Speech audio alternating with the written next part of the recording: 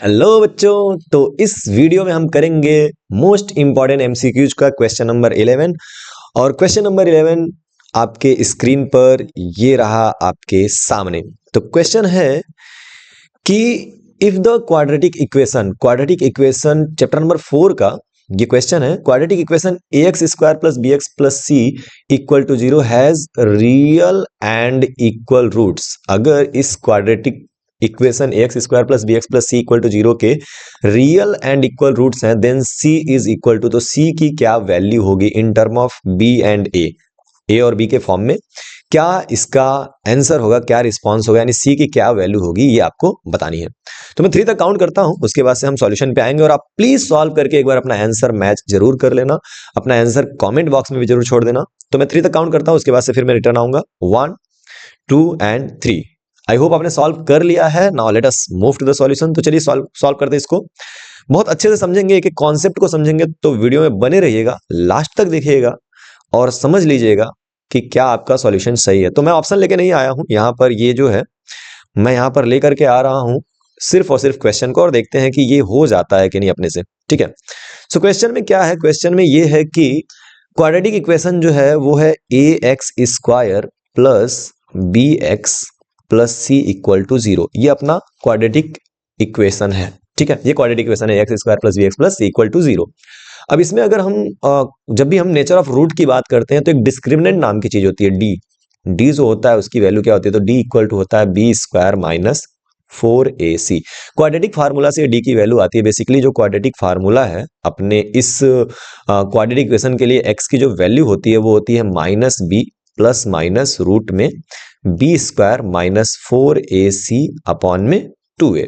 और इसी को हम एक और फॉर्म में लिखते हैं, और वो फॉर्म क्या है, वो है x equal to minus B and plus minus root में d अपॉन 2a, जहां पे इस d को अपन डिस्क्रिमिनेंट बोलते हैं। राइट, अब ये d बेसिकली करता क्या है, ये डिसाइड करता है कि x की वैल्यू किस तरह की होगी, रियल होगी कि नॉट रियल होगी, यानी कि इमेजिनरी, या फिर इक्वल होगा या अनइक्वल होगा, ये सब कुछ ये डी डिसाइड करता है। ठीक है, अगर ये डी की वैल्यू 0 हो जाए, मतलब ये डी गायब हो जाए, तो रूट्स जो होते हैं ये प्लस माइनस खत्म, कोई मतलब ही नहीं। अरे भाई, आप माइनस बी में प्लस 0 करो या माइनस 0 करो, क्या फर्क पड़ता है। यानी कि अगर डी की वैल्यू 0 हो जाती है तो रूट्स इक्वल होते हैं। राइट, यानी कि अपने पास कुछ कंडीशंस हैं, मैं एक बार उस कंडीशन के ऊपर बात करना चाहूंगा कि अगर डी की वैल्यू इक्वल टू 0 हुई तो जो रूट्स होते हैं वो क्या होते हैं, रियल होते हैं एंड इक्वल होते हैं। ठीक है, और उसकी वैल्यू क्या होती है, उसकी वैल्यू होती है माइनस बी बाई 2a। देखो यहाँ पे 2 लिख रहा है, मैंने 2 लिखा हुआ, इसको सुधार लेंगे, ये 2a होता है फार्मूले में। ठीक है, ये 2 होता है, 2a होता है, थोड़ा फ्लो में, मतलब जल्दी जल्दी में मैंने 2 बस लिखा था, उसको सुधार लेंगे। ठीक है, अब अगर d की वैल्यू कोई पॉजिटिव नंबर है, जैसे 0 से बड़ा कोई भी पॉजिटिव नंबर, लाइक 1 2 3 4, कुछ भी पॉइंट में, डेसिमल में, कुछ भी, तो इन दैट केस ये d जो होगा एक नंबर आएगा, और किसी माइनस b में एक बार जोड़ोगे और एक बार घटाओगे तो कोई ना कोई अलग अलग वैल्यू मिलेगी। यानी कि अगर d जो है वो ग्रेटर देन 0 है तो रियल तो वैल्यू होती ही होती है, रियल एंड डिस्टिंक्ट होता है। डिस्टिंक्ट मतलब क्या होता है, डिस्टिंक्ट मतलब होता है अलग अलग, डिफरेंट, जिसको अपन डिफरेंट भी बोल सकते हैं। समझ रहे हो। तो अगर d की वैल्यू पॉजिटिव हो गई तो अंडर रूट d जो है, अगर वो कोई पॉजिटिव वैल्यू है तो इसमें कुछ ना कुछ पॉजिटिव ही आएगा भाई, कुछ ना कुछ आंसर आएगा ही आएगा, कोई ना कोई नंबर आएगा। और उस नंबर को एक बार माइनस बी में जोड़ोगे और एक बार घटाओगे तो अलग अलग वेरिएशन में नंबर आएगा, तो इसलिए रियल एंड डिस्टिंक्ट या फिर डिफरेंट। अब क्या हो कि d लेस देन 0 हो जाए, तो d लेस देन 0 के केस में क्या होता है, d लेस देन 0 के केस में आपका जो रूट में नेगेटिव आ जाता है, और रूट में नेगेटिव का मतलब होता है इमेजिनरी। इसको हम क्या बोलते हैं, इमेजिनरी। इमेजिनरी मतलब नॉट रियल। ठीक है, तो ये 3 केस बनता है, इसमें जो रूट्स होते हैं वो नॉट रियल होते हैं, नॉट रियल कह लो या फिर इमेजिनरी कह लो। ठीक है, इमेजिनरी कह लो। तो ये 3 केसेस हैं, और ये तीनों केस आपको ढंग से याद होना चाहिए। तीनों के तीनों केस आप नोट कर लो, कहीं पर अपने डायरी में लिख लो कि d इज इक्वल टू 0 मतलब रियल एंड इक्वल रूट, यानी कि अगर रियल और इक्वल रूट दिया है तो अपन d की वैल्यू 0 के इक्वल कर सकते हैं। अगर d ग्रेटर देन 0 है तो रियल एंड डिस्टिंक्ट या डिफरेंट आप बोल सकते हो रूट्स होते हैं, और अगर d लेस देन 0 है तो नॉट रियल और इमेजिनरी, मतलब वो रियल होंगे ही नहीं, इमेजिनरी हो जाएगा। ठीक है, तो ये 3 कंडीशन होता है बच्चा, और ये तीनों कंडीशन तुमको ध्यान में रखना चाहिए, ये तीनों के तीनों कंडीशन ध्यान में रखनी चाहिए। अब इस कंडीशन के हिसाब से हम क्वेश्चन को सॉल्व करते हैं। ठीक है। तो हमारे केस में जो डी है वो होता है बी स्क्वायर माइनस 4ac। इन्होंने क्या बोला है क्वेश्चन में इन्होंने बोला है कि has two real and equal roots. Real और इक्वल रूट्स के लिए क्या होता है? रियल एंड इक्वल रूट्स के लिए क्या होता है? याद है? अभी जस्ट डिस्कस हुआ कि रियल एंड इक्वल रूट्स के लिए जो डी होता है वो 0 के इक्वल होता है। अभी जस्ट डिस्कस किया हमने कि डी की वैल्यू क्या हो जाती है? 0।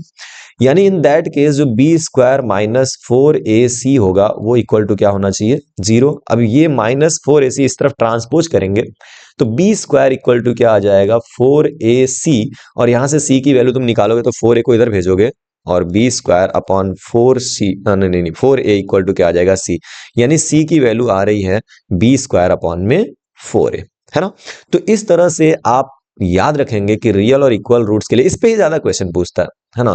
2 मार्क्स 3 मार्क्स में भी अगर पूछेगा तो मैक्सिमम ऑफ द क्वेश्चन में रियल एंड इक्वल रूट्स वाले ही क्वेश्चन आते हैं। तो रियल रूट्स के लिए और इक्वल रूट्स के लिए क्या होता है? डी इज इक्वल टू 0 होता है और डी की value B square minus 4ac होती है। यहाँ as it is A B C है तो उसकी वैल्यू रखेंगे और यहाँ से सी कैलकुलेट करेंगे तो बी स्क्वायर बाई 4a। चलिए अब देखते हैं कि कौन सा ऑप्शन हमारा सही है। तो यहाँ पे आ जाते हैं और बी स्क्वायर अपॉन 4a यानी कि ऑप्शन नंबर डी जो है वो हमारा सही है। ठीक है, तो आसान क्वेश्चन था, कॉन्सेप्ट बेस्ड था। अगर जिस बच्चे को ये पता है कि रियल एंड इक्वल रूट्स के लिए क्या कंडीशन बनती है वो बड़े आराम से इसका ऑप्शन डी कर पाएगा। ठीक है, तो नेक्स्ट क्वेश्चन जो हम अगले वीडियो में करेंगे, लेकिन मैं आपके सामने रख दे रहा हूं, आप इसको सॉल्व करना और अपना आंसर कमेंट बॉक्स में जरूर छोड़ना। तो क्वेश्चन आपके सामने ये रहा कि if x upon 12 minus 3 upon X equal to 0 then the value of x are. अगर यहाँ पे ये एक इक्वेशन देके रखा हुआ है कि x upon 12 minus 3 upon X equal to 0 अगर हो रहा है तो x की वैल्यू क्या होगी? और आपके ऑप्शंस यहाँ पर है ए बी सी डी करके, 4 ऑप्शन है ए बी सी डी करके। ठीक है, आप इसको सॉल्व करना और देख लेना कि कौन सी वैल्यू आती है और कमेंट बॉक्स में जरूर अपना रिस्पांस छोड़ना। और इसके सॉल्यूशन को हम नेक्स्ट वीडियो में, क्वेश्चन नंबर 12 वाले वीडियो में डिस्कस करेंगे। ओके, तो मिलते हैं नेक्स्ट वीडियो में, तब तक के लिए बाय बाय। पढ़ते रहिए और खूब आगे बढ़ते रहिए।